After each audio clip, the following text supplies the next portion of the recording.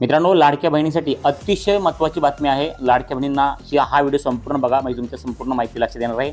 कारण की लाडक्या बहिणीचे ज्यांचे काही हप्ते बंद झालेले आहेत त्यापैकी बऱ्याच साऱ्या लाडक्या बहिणींना या ठिकाणी हे 5 कारणं असू शकतात। हे 5 कारणं असतील तर तुमचा हप्ता जे आहे ते कायमस्वरूपी बंद केला जाऊ शकतो।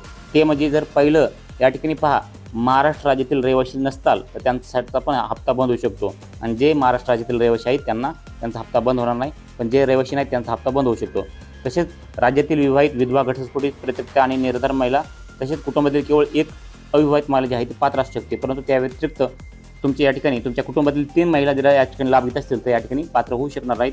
त्यानंतर किमान वयाची 21 वर्ष पूर्ण असावीत किंवा 21च्या अगोदर तुम्ही लाभ घेत असताल तर तुमचा हप्ता बंद होईल, किंवा तुमचा 65पेक्षा जास्त वय झालं असेल तरी पण तुमचा हप्ता बंद होणार आहे। त्यानंतर पहा, लाभार्थी स्वतःचे आधार लिंक बँक खाते असणं आवश्यक आहे आणि लाभार्थी कुटुंबाचे वार्षिक वाढते उत्पन्न 2.5 लाखापेक्षा जास्त नसायला पाहिजे। नक्कीच तुमच्या अशा प्रकारे जर असेल तर तुम्हाला तुमचा हप्ता बंद होईल, ह्यापेक्षा उलटा असेल तर, आणि अशा प्रकारे जर असेल तुमचा हप्ता जे आहे ते कायमस्वरूपी सुरू राहणार आहे।